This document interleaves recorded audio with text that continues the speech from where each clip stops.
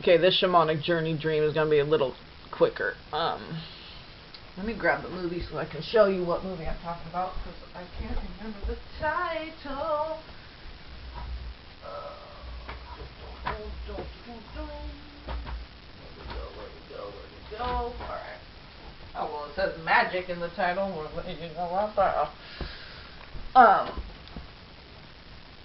So it's called, these are all checked out from the library, The Magic of Belle Isle. Okay. Morgan Freeman there, and then Virginia Madsen. So here, and there's the white dog right there. Okay. So let me turn the light back off.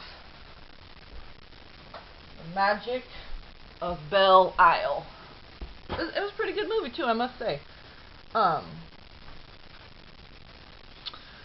the significance of the white dog. So this was about a week or two ago, I don't know, but quite a few days ago. Several days ago. So I'm walking around like this mountainous kind of region, but it's kind of like a neighborhood. There's houses here and there in little pockets and whatnot. Beautiful sunny day, feeling good, great, beautiful feeling, beautiful energy that I'm embodying. And all of a sudden this white dog appears. Very friendly, okay? So there wasn't trying to nip at me or anything like that. It was like, hey, like, you ready to go? Like, this is the energy I got from it. Like, you ready to go? I'm ready to show you. You ready to see it? So I'm like, yeah, let's go. I'll follow you. You lead the way. And this is all telepathic, okay? So we go to this place where it looks like a quarry. So I'm like up on the edge of it, and it looks like you go down into like a cave, but it's all very well lit, like, but with natural light, like refracted sunlight to get it to angle down in there, or solar tubes or something to capture the natural light of the sun and bring it down underground. There was a big wide open, okay, it wasn't like a little tunnel cave or anything like that. It was wide open entrance and just well lit, but with natural lights. There wasn't any like electrical stuff in there. So I just go down this like little staircase that was like wooden planks and stuff, like little ropes on the side, like a man-made little, you know, a little staircase and rail. And I go down, and it's all just like pea gravel, like pebbles, okay? And the dog's leading me. He's in front of me. He goes down first, so he's like, you know, telling me energetically it's safe. Come on. And so I go down, and it seems like a quarry, like where they harvest rocks or minerals or something. And as I go down, in front of me and up to the left, there's this water. It's kind of like a waterfall, but then it goes flat, okay, down when we're in there, it starts going flat, so it's coming up from the left. And I just got this telepathically. It was like, oh, they're using hydropower, okay, to I wasn't sure what they were using it for, because it wasn't like there was electricity or what. I mean, maybe there was electricity, but it was all natural lighting, so it wasn't like there was light bulbs. It wasn't stuff like that. So maybe just to like, you know, mill grain or whatever. I didn't see any of that. All I just saw was like the waterfall coming down, and then it leveled out. And I just thought, hydropower. Okay, things are hydro-powered. And so this woman comes and was like, oh, let me show you around. Just, this is the so-and-so. She was showing me all the different rooms, and it's so well lit, beautiful, bright. Even though there wasn't like windows and all this stuff, it was just kind of like there was openings in the wall so you can see into the different rooms and stuff like that, but there was not like, so I was wondering how they got all the sunlight in there. That's why I was thinking the hydro power was like creating the light or something, but it was just natural, like sunlight. I didn't see light bulbs or anything like that. And there was like a bed that was all like nice regular bed on legs and all that, and I remember the detail work. Like she was, like all this stuff was handmade, like handcrafted, okay? And it was very well made, sturdy dark wood bed, and I remember looking closely to all the like grooves in it, all perfectly straight and all that.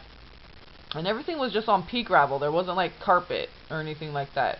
It was just straight up on the ground, but it was super clean. It was just like pea gravel with nothing in it. It wasn't dirty. It was just pea gravel and smooth. And I remember feeling like the crunchy pea gravel like under your feet, you know. And I mean, there was a couple other elements to the dream, but that was the most important. That was the shamanic journey, and pretty much that was it. I just, you know, remember focusing on the bed, the side panel of the bed, and like seeing the detail. And it wasn't like all carved, all fancy. It was just straight lines, you know. But I remember focusing, trying to bring that into focus, and I just saw that detail just vividly. And so the medicine of the white dog, and just dogs in general, when they're friendly to you in a dream, is they're guides, okay? They bring you to whatever you're trying to find. They're also very highly intuitive and aware, and very discerning, okay? They know who's good and who's not good. They're also very sensitive. Their smell, they can pick up on vibrations, okay, which also helps with the discernment. And because it was a white dog, it was pure spirit, pure intent, pure good intentions, pure spirit, okay, divine ether, pure. They're also very protective, okay, and alert you to any kind of danger that you may not even be aware of. They're aware of it. They're also very loyal and dedicated, and hardworking too. But they are very joyous and friendly. Okay. This power of discernment they have, and the white dog being of pure intention, etheric spirit. It's not a heaviness, okay? Sometimes we can get heavy, bogged down in like the spiritual work that we're doing. And it was a reminder to be joyful and lighthearted and just surrender to the path. If you just surrender to the path, surrender to your purpose, it releases that heaviness. It's no longer such a burden. And then you can all actually start finding joy in it. Because spiritual work isn't always, this heavy stuff. But it can seem like that in the beginning until you start finding your groove, getting your rhythm, okay, trusting your gut,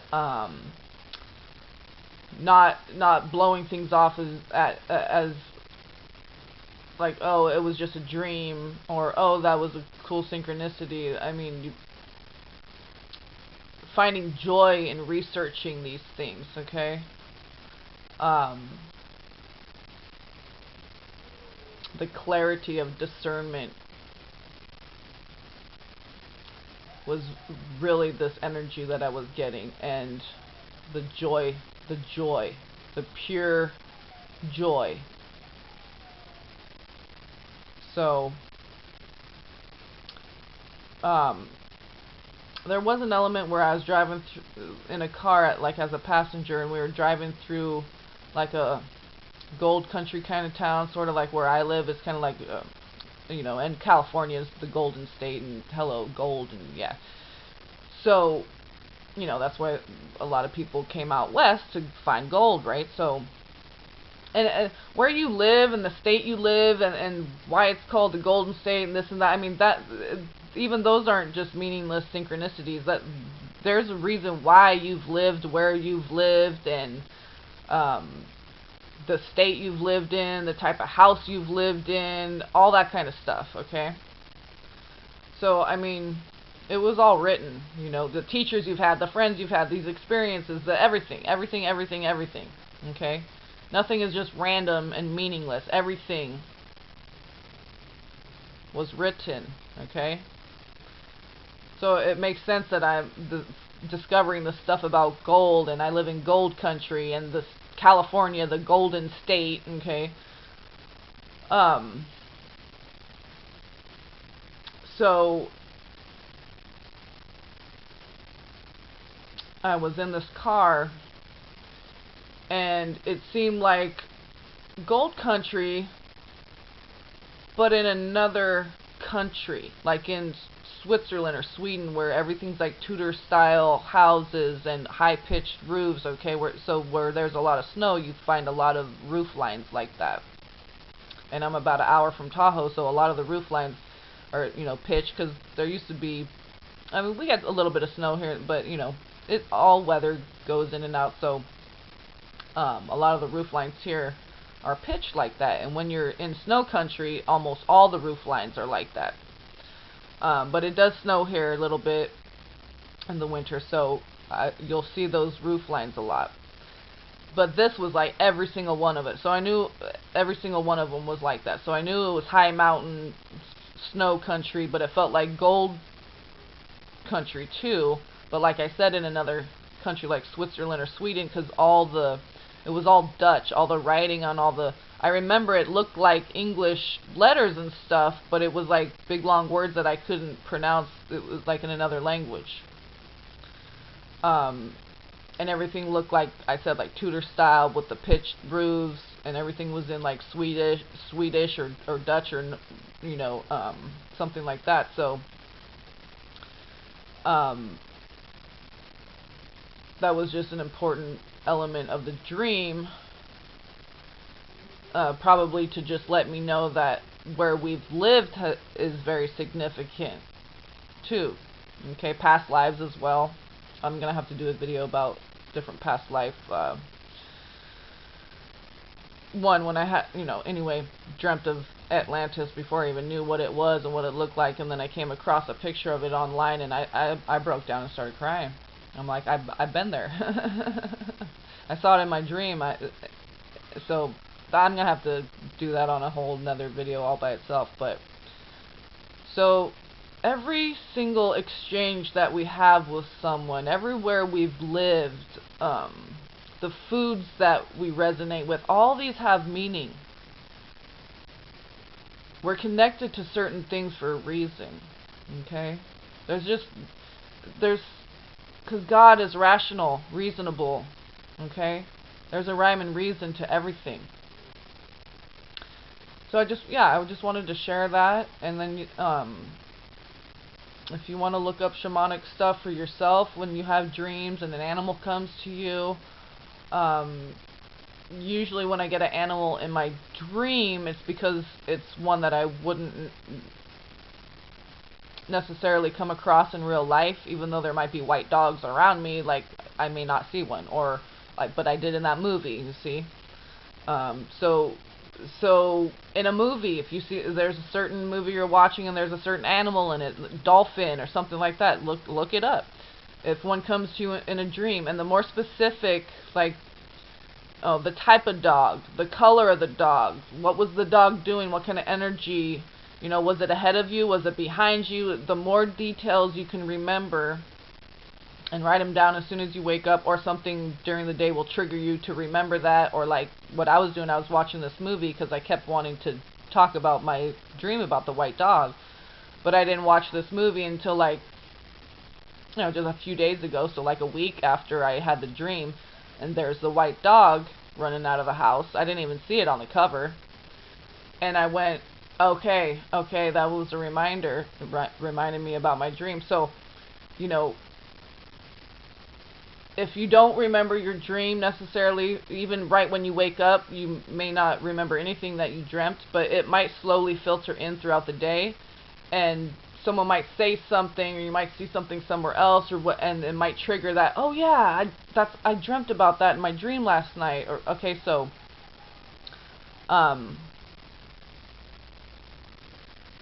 yeah, there's important messages, important animal messages that convey a certain feeling and connection to a place or this or that. The more detail you can remember as it's coming to you, filtering in, and you're being triggered to remember, you can write it down or record it, you know, like with a camera or whatever. I like to record with the camera because I write a lot and it makes my hands, you know, dealing with joint stuff and whatever. So yeah, and I encourage people to share that stuff, their shamanic journeys, animals that you come across, you know, on a walk, like in actual life, you know, but they'll come to you in dreams, in your waking dream and your sleeping dream, movies, all different kinds of ways that the spirit realm is communicating with us. Okay, there's all these different avenues that they use to communicate and convey a message. So it's important to listen and you know, more and more of the message can come to you as time goes on. So I encourage people to share their dreams. I love dreams. I'm fascinated by dreams, and I love to share my dreams, and I love listening to other people, reading about other people's dreams, and listening to other people share their dreams. So yeah, just wanted to share that, and there